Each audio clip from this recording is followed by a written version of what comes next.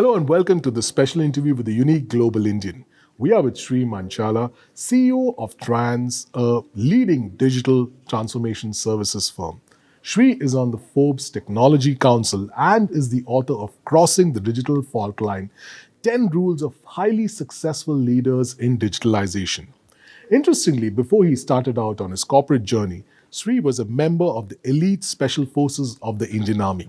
Today, we are here to discuss key insights on digital transformation from his recent book. Thank you so much for being here with us, Sri. Nice to be here. Thank you for inviting me.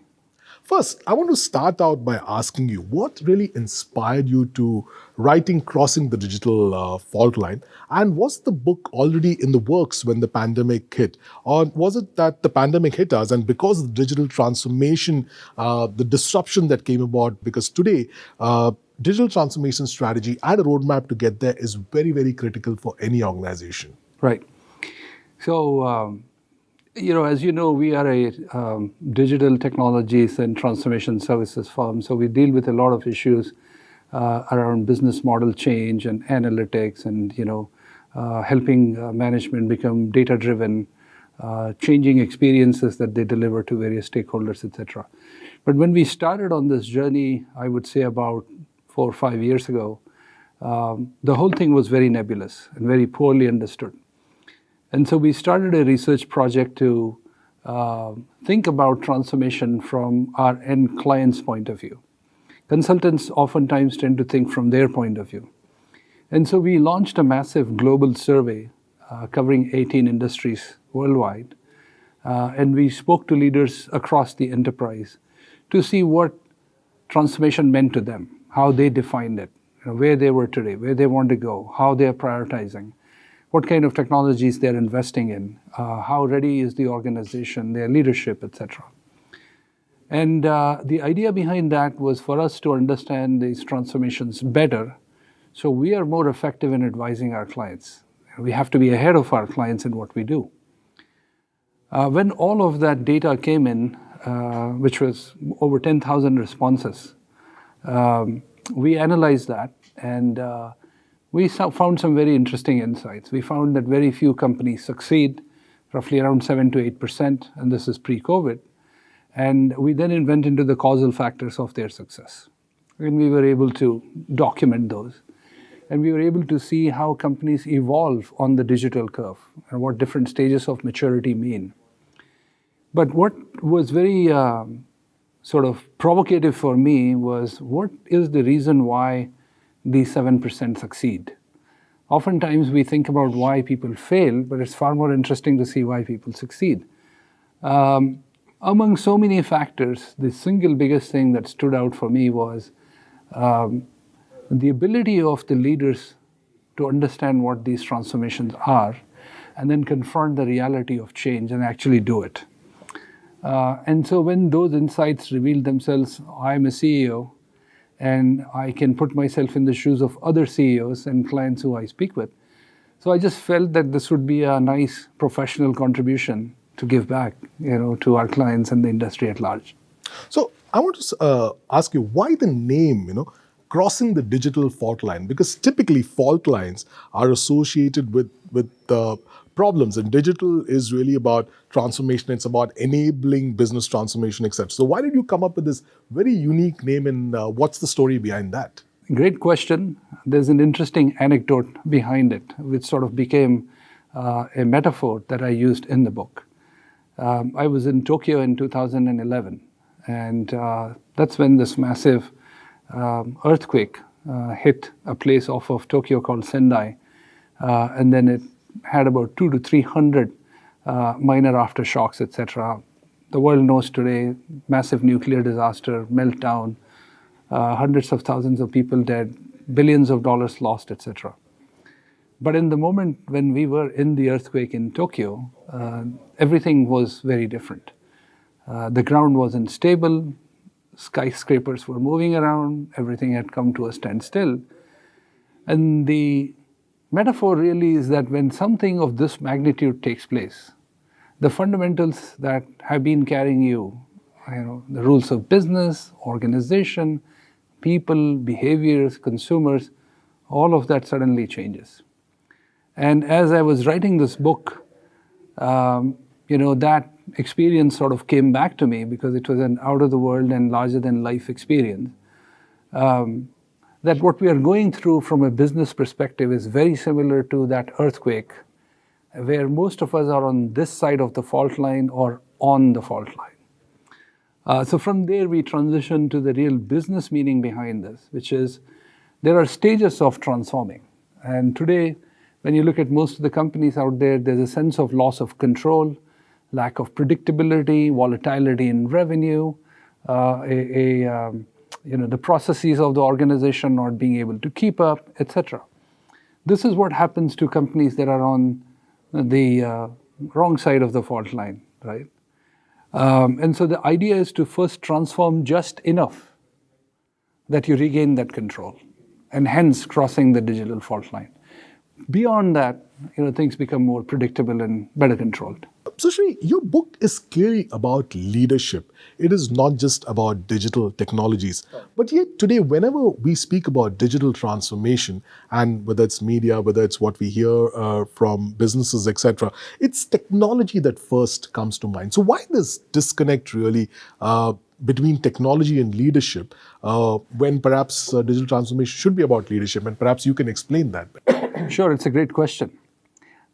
Essentially, the technology side of digital transformation has been hyped up by the tech industry, by consultants, by analysts, etc., almost to a point where leaders think that if I invest in these technologies, we transform. Whereas transformation is a process of moving a company from place A to place B, the way we do business today versus the way we need to do it tomorrow. And as we looked at the data from the research that I described to you earlier, it was very evident to us that the single biggest driving factor of companies that transformed successfully was their leaders. Everything else came, after that. And so I said that one has to elaborate on the sense of leadership in terms of how you understand a problem, how you plan your outcomes, how you plan your end states, and how you sort of move the organization from that place A to place B. And so therefore the leadership dimension becomes very, very critical. And when leaders get it and they move in harmony, the rest of the organization also moves. And technology in this game is an enabler. It's not an end in itself. So I really wanted to, maybe get you to define digital transformation, because, disruption is a well understood term, and especially today in this COVID pandemic driven environment, I think all of us get disruption, right? But like you said, digital transformation has become a buzzword. Clearly, much of what is touted as digital transformation isn't really digital transformation. So how do you define it? So let me give you a little bit background first, and then we'll come to the definition. We talked about what digital transformation is not, right? So what I'll say is that over the last 5 to 7 years, there is so much of convergence of technology, right? The way it has impacted society at large, behaviors, norms, buying patterns, usage patterns, etc., and what the end consumers of any industry end up doing with this technology, right, has had a very, very heavy impact on business. Right? There are numerous examples. We have seen what has happened in retail. We have seen what has happened in entertainment, where the movie houses are less important, and it is Netflix and it is Amazon Prime that are more important, etc., etc. Now, when you think about transformation, right? Your transformation is a consequence of how customers have transformed, right? And so we have to start with the customers. We have to understand in this very strange sort of passage of time we are going through, economic ups and downs, generational change, digital habits, and now the pandemic. You have lost touch with your customers, the physical touch, in many industries, right? Their preferences, right? How they allocate their wallet, how they buy, how they evaluate, how they use, how they upgrade, etc., has gone through a transformation.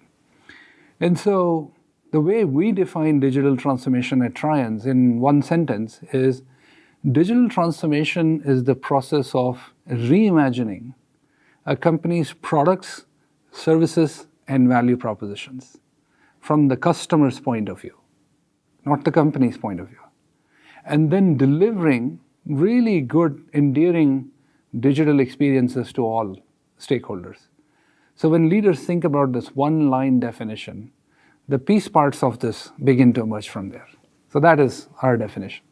So Sri, in your book and from your research, a very shocking statistic comes up that only 7% of leaders or companies really succeed in their digital transformation journey, which means shockingly that 93% of leaders and companies don't succeed. So why is that, and what do these companies who get it right, these leaders who get it right, do differently? Yeah, so maybe that 7% has now accelerated to something like 15, 16% because COVID was a big eye-opener for everybody, and we see our clients and data tells us that the pace of investments has accelerated. When we looked at the responses from these 5,000 plus companies and we started tabulating what makes companies successful and what makes them, some of them extraordinarily successful and some of them, mediocre sort of results and some of them abject sort of failures. There are 5 factors that sort of came up in front of us. One is the transformation of the value proposition of the company, as I said, right, which is rethinking what products and services you're delivering, and then transforming the value chain of the company, right, so that the entire engagement with the customer from the time they buy to the time they upgrade or replace is a very, very experience-driven approach, and embedded in that is the use of technology. And then the last piece is the transformation of the organization. In the book, I say technology does not enable transformations, people do, right? Leaders cannot transform big organizations by themselves. They have to help their people get the change. They have to empower those people and train them and develop them. And once the employees are vested in it, right, then they take over and it becomes a mass movement as opposed to a top-down mandate, right?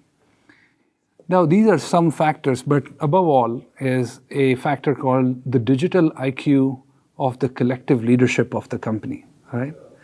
Now, when the leaders in a CEO's team get the overall concept of change in their industry and how their company has to adapt based on how customers have changed, and they move in harmony with each other, then all the other 4 factors that I talked about start falling in line, right? They collectively think about the value prop. They collectively think about the end-to-end experience from the time a customer does research, that is marketing, to how a product is developed, R&D, how it is sold, sales, how it is serviced, service department, and so on and so forth. And that, the digital IQ of the leadership of the company, therefore, sets the tone for the other 4 or 5 factors. I also wanted to talk here about your own personal journey, right? I referred to it in the introduction. You were with the elite special forces of the Indian Army. You've been a soldier. You came up from the NDA, etc. Now that itself is very unique because very, very few soldiers get to the elite forces. Everybody wants to get there, but that's get to the special forces. Now, you've gone on from there to leading a Silicon Valley company, a digital transformation company that services clients across the world. You have patents to your name too. So where do you see your own leadership journey in all of this, and how did this inform you as you wrote the book and what you're speaking to us about? I think there are a couple of dimensions to it. One is that the foundation of a particular leadership style is laid very early for everybody, right? For me, that style and the values and the model largely came from the institutions that I went to. You mentioned them, right? The National Defense Academy, IMA in Dehradun, and the regiments that I served in. And what they teach you is to be able to look at situations and problems very uniquely, right? And not be wedded to a particular point of view, right? And then once you evaluate a particular situation, you address that on its own merits, right? And the choices that you make, therefore, fall out of that, right? And then after that comes the ability to organize teams, the ability to drive change, to motivate people, and to do it in very uncertain terms that we are going through. These are all foundational elements that I learned in the very first part of my career, and I'm extremely grateful for that. But then the other aspect, which is the business experience and the perspectives and the point of view, that comes from experience of having worked with clients and having led transformations and so on. The parallel here is that when you are on the fault line and when the fundamentals are changing, and you understand what that change is about, then leaders have to muster, a great amount of courage to let go of their habits and their comforts and their preconceived notions, and then reinvent themselves. And they have to reinvent themselves first. You cannot order a transformation. If I have 10 people reporting to me in the organization, I have to demonstrate that I understand these transformations better than they do, and only then they're going to sort of follow. So the foundation was laid in the first part of my career, and then it's the experience, but both of them somehow came together. And this is the dilemma of every leader today. First, to understand the problem. When I do, think about the way forward. And number 3 is to stare at the reality of changing oneself and the organization, and then persist until you get the results. So Shri, in your book, you talk about a new leadership persona called a methodical innovator. And in a way, I found this very fascinating because what this does is this democratizes digital IQ. And that's an area that many, many leaders struggle with. So how can leaders really go about building this? Great question. So again, when we dove deeper into the data around leadership, right? We tried to develop a stereotype of what these successful leaders are, right? And in management theory and leadership behavior, there are different types of personas, right? There are democratic leaders who build consensus. There are bureaucratic leaders who operate through procedures and policies. There are dictatorial leaders, history is replete with them, who are top-down in everything that they want to do and very merciless about it. Then there are your very transformational sort of leaders, great evangelists, great public speakers, etc. But when we looked at the data, the persona that we were seeing would not match any of these. We have a preconceived notion of what a great leader should be, right? Amazing presence, great speaker, motivator, and should have an MBA and should have done this and should have done that, etc. And this data was telling us a different story. So the methodical innovator essentially is a persona that applies method and not necessarily personality or force to transform the organization. And what that means is that these leaders have a certain process that they follow. They are not your big on-stage personalities. They're very careful thinkers. Oftentimes they're introverts, right? So they study this transformation challenge. They use data to validate what is really happening or where they should go. They prioritize very dispassionately. For example, if I'm a CEO who has come from a sales and marketing background, I will be predisposed and I'll be thinking that as long as we are good on the customer-facing front, right, then we're going to be successful. But what is the use of a sales and marketing transformation when the product the company is churning out is rotary phones that no longer are bought by anyone, right? So when that reality is in front of them because of data, they tend to be very cold and very dispassionate and prioritize correctly, right? They are very patient, aggressive and patient, and they lead from the front, and they invest very, very heavily in their talent. And they keep repeating the process until the results start becoming more and more predictable. Oftentimes, the first 2 rounds of transformations don't deliver those results. So when you think about this particular construct, it gives you a very different set of skills and experiences and persona. That's why we call it a very method-driven or a methodical innovator persona. That's really a fascinating persona, and I also really thought about that because you're so right when you say that, companies they want rock star CEOs, Correct. but really that's really not what is required in the digital age. Yeah, so you're right. Companies expect rock stars.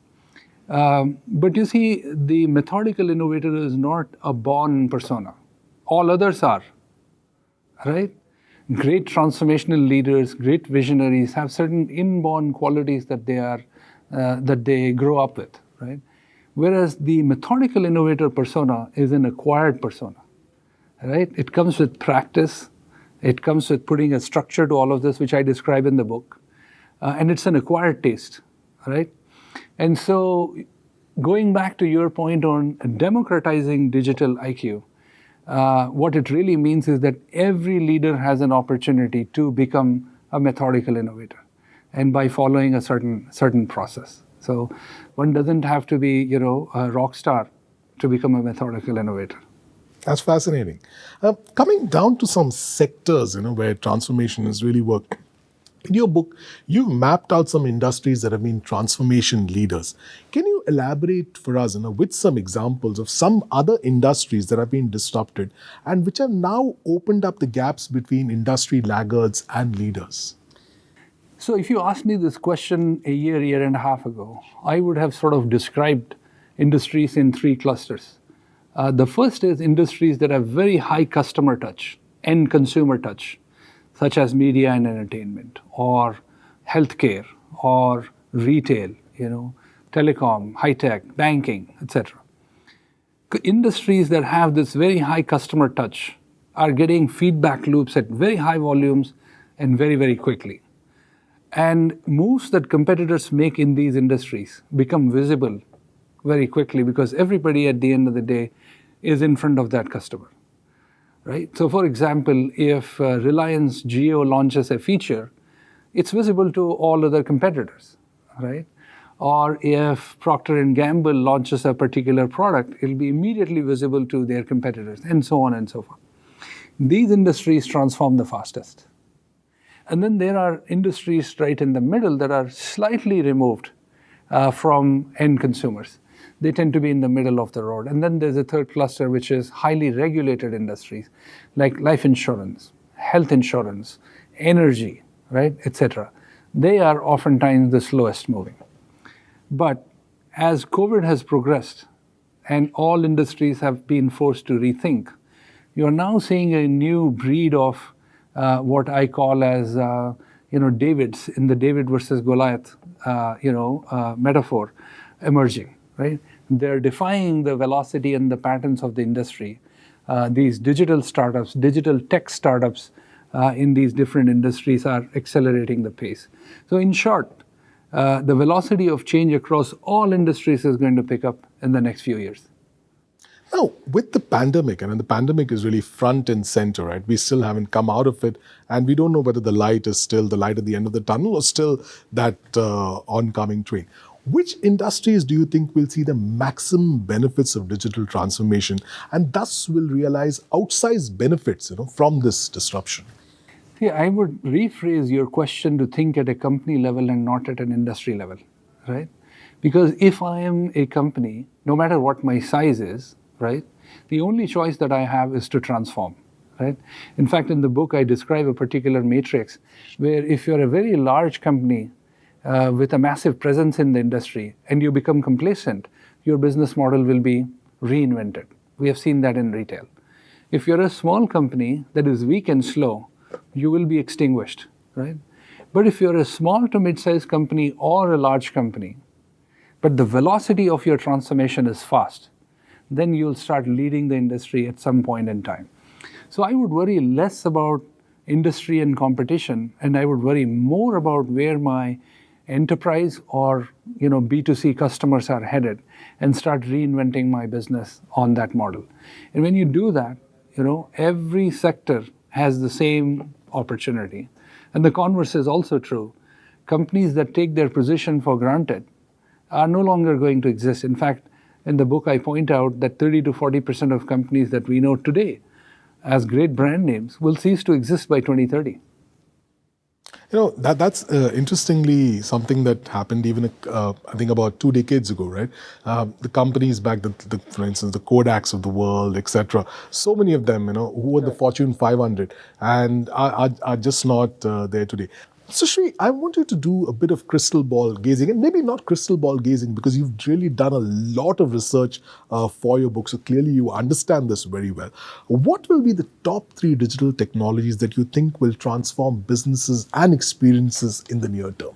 So, when we talk about the technology dimension, right, there are 3 or 4 core foundational technology pillars that are critical, right? If you recall the 10 rules in the book, I talk about replacing assumptions with data, right? Why is that important?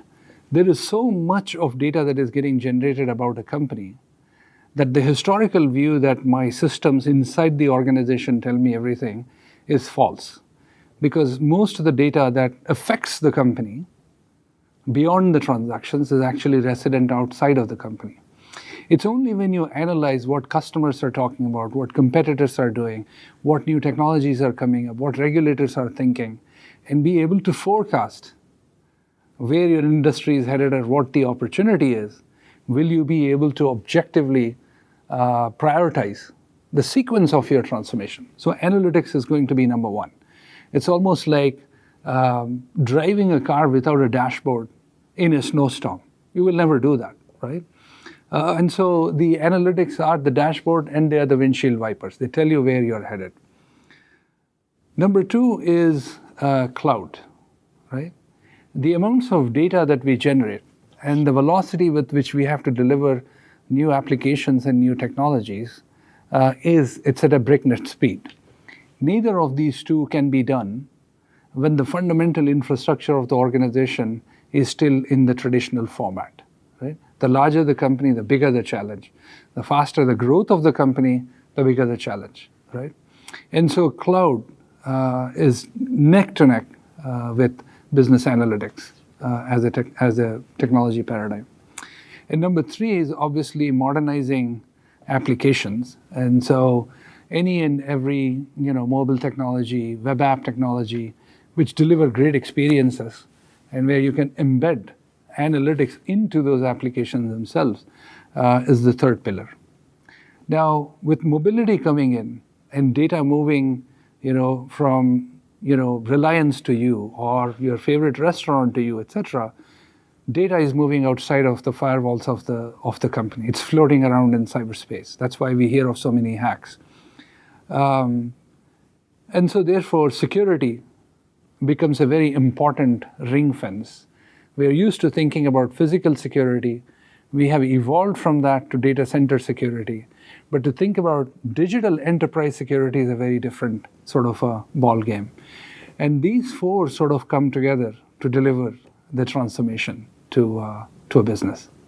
Now, if I could ask you to maybe look a little further towards the horizon, what do you think we'll be talking about in about 5 years from now? I know, currently in the technology paradigm, metaverse, for instance, is something that's very, very big now. The amalgamation of real and virtual worlds, etc. Where do you see some of these trends going, and where do you see technology 5 years from now? Well, on a lighter note, you're asking me a question that goes against the grain of the book, which is to be data-driven, right? So I cannot graze into a crystal ball, so to speak. But still, to take a shot at it, I think in this entire digital transformation sequence, in this passage of time, we're still in the very early stage. And in the book, I talk about the first industrial revolution, right? 17th century, 18th century, and so on. The effects of that were felt outside of the British Commonwealth many, many years later, right? And so we're sort of in that phase where the plumbing of industries, the plumbing of how we govern, the plumbing of how we deliver products and services, etc., is all going through a transformation, right? The next stage of this is business transformation, right? In business transformation, what happens is that when you have digitalized your products and services, your engagement with customers from one end to the other, and your engagement with employees as well, right? Your business of today starts picking up and takes a different shape. But along the way, you start getting ideas that are completely foreign to your existing business.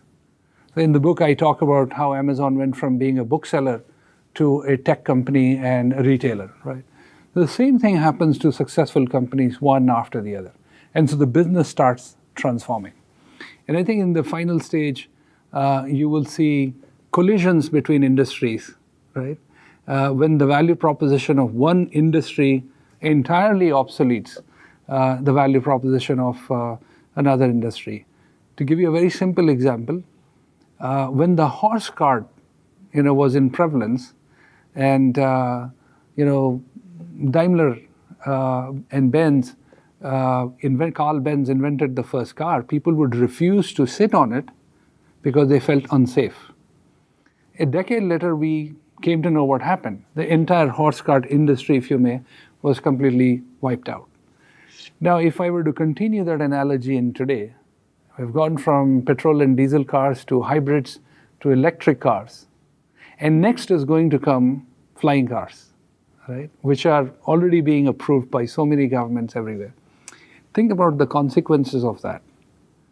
When the flying cars becomes a commodity that is available as a GM or a Ford or a Honda or a Toyota car, and consumers are able to use it, many technologies have come together.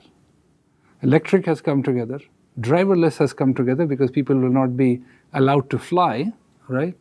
The car and the aviation industry, automobile and aviation industry have now collided. So who will win that battle? Is it going to be Boeing or Airbus, or somebody else? Or is it going to be the car companies? And so that is sort of going to be the evolution. We will get to maybe 5 to 10 years from now, where the products and services that you use today, right, may not even exist at an industry level and then get replaced by another industry. When it comes to digital transformation, there's also one paradigm that's critical, and that's the investor paradigm. Investors want to understand more about what they should look at when they are investing in companies from a digital transformation perspective. So how should really investors look at sectors or companies and really assess where they are on their digital transformation journey and thus get their investment decisions right? As I said, let's go off the sector question because every sector is going to transform. Every sector will have startups. Every sector will go through change. Existing players will reinvent and some will die. So this is going to be across industries at large. But when you look at the characteristics of what company to invest in, our data tells us that we can classify companies into 5 different levels or stages of transformation. Number 1 is pre-digital, which is where about 40 to 50% companies still are. They still use fax machines, they still use voicemail, as an example. And then digital beginners, they started dabbling in things. Digitally progressive means 40 to 50% of their business has transformed, and change is irreversible. That's the important point. The organization will not slide back to its old habits. And then come digitally advanced, right? And then finally, digitally converged, okay? Large parts of the auto industry are now getting into digitally advanced. But so many interior electronics and efficiency and all of those things, driver protection, driverless cars, etc., that they're getting there. Stage 5 is where the Microsofts and the Googles and Amazon and Flipkart and Baiju, as an example, already are, right? That is only about 5 to 10%. Now, how do you decipher where a company is and what its potential is to go in that direction?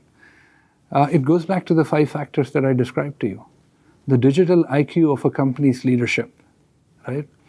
The change in the value proposition of the company and how relevant it is and how sustainable it is and how reinventable it is, if you may. Number 3 is the use of technology in, revamping the value chain. And then number 4 is the investment that the company is making in training its employees. And underlying all of this is the management culture of the company. Do they understand the urgency, right? Are they complacent? How often does the company revamp its products or services, right? How quickly does it, invest in technology? How sticky are their customers? So these are the elements of the culture that can be measured. So what we do for clients is we benchmark them against their competitors, and then we use that data to help them, prioritize and then go in the right direction. And the same template can be used by investors as well. Now, the maturity of a company is not necessarily an indicator of whether or not you should invest in it. But these benchmarking techniques and these data-driven techniques then tell investors what's the quantum of effort that is involved in unlocking value in the company. There could be some very good companies whose management isn't geared up to think big picture, but there could be, diamonds in the rough that can be polished up. Sri, you straddle East and West, Silicon Valley and India, right? And this book is also a lot about that. It's a global book. But when it comes to Indian CEOs and leaders, what is your core message when it comes to transformation? Well, the first message is stop thinking that you're Indian CEOs and just think you are a CEO, right? And my second message is to be ambitious, right? As we were talking about Mumbai and how I've come here after a long time and the transformation that we're seeing here. To me, there are three classes of companies that are here in India. One is what I would call as the subsidiaries of global MNCs. The JP Morgans, the Toyotas, the Bank of Americas, the Walmarts, and so on. The pace of their transformation is essentially dictated by what the parent is doing. So let's keep them to a side. But when you think about Indian domiciled companies, I see them in sort of two classes. One class is our traditional companies, the large conglomerates, who have been selling products left and right across the industry, but their focus is the Indian market. Right? The second cluster is what I would call as the born digitals, the gaming companies, the media companies, the entertainment companies, the retail companies, the Flipkarts of the world, education as a sector. Now, these born digitals have proven that you can establish a world-class company out of India, you can expand globally, right? You can invest in technologies, and you can deliver great value, and you can add customers anywhere. My message, therefore, is going to be targeted towards CEOs of the traditional Indian houses to be even more ambitious and think outside of India, not restrict their competition to who they are facing in India, but the competition of the future. Think global standards and think investments into transforming the company. Jugaad is a very famous Indian word. It's now into management theory. But it came about when we were very heavily resource constrained and growth constrained and technology constrained. Those constraints don't exist anymore. And so you don't have to do Jugaad all the time. And Jugaad alone will not make you a global competitor. And so that is my message to CEOs here. And finally, Sri, how has all the research and the experiences that you've really brought about in crossing the digital fault line, how has it helped Trianz from the perspective of how you help your clients with digital transformation and you personally as a CEO? Well, to begin with, we took the baby steps of changing our portfolio and going from a broad array of services to become very, very focused exclusively into transformation-related work. So we do transformation strategies, benchmarking, roadmap development, etc. And then we walk with the clients in the actual technology implementations.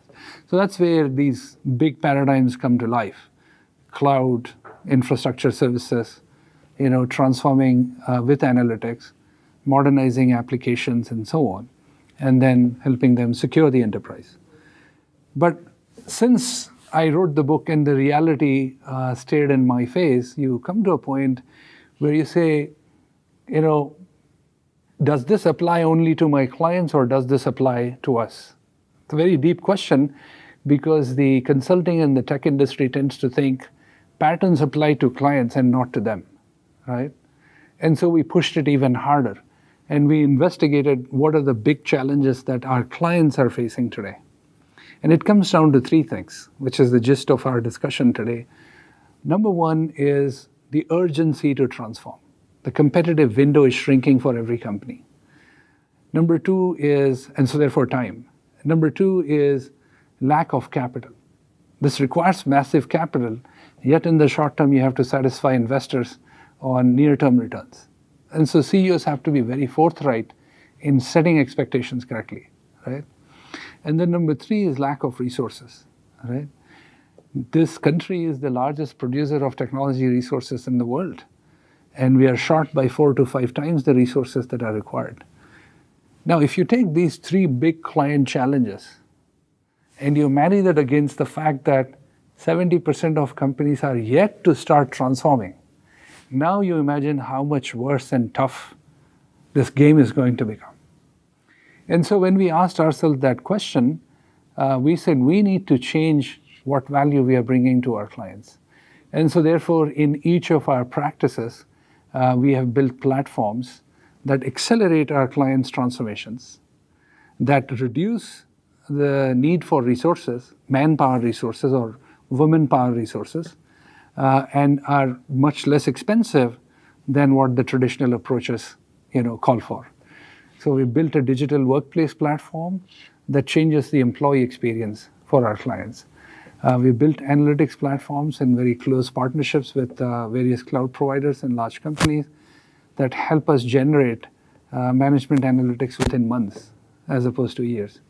And we have built a platform through which you can manage your cloud infrastructure, doesn't matter where it is, right, through a single pane of glass. And so our value proposition now isn't about delivering tech services through great people. It is about accelerating your transformation through platforms, which may need some services. And so the book and these findings essentially changed my view, and we've worked very hard at bringing them to life. Well, Sri, thank you so much for taking the time to speak with us. And given the unique perspective that you bring, I'm sure that we will see other books from you. I'm sure I would love to read them. I wish you continued success as you help companies across the world with digital transformation. And for viewers, you can get your copy of Crossing the Digital Faultline both in stores and online. Thank you so much for watching.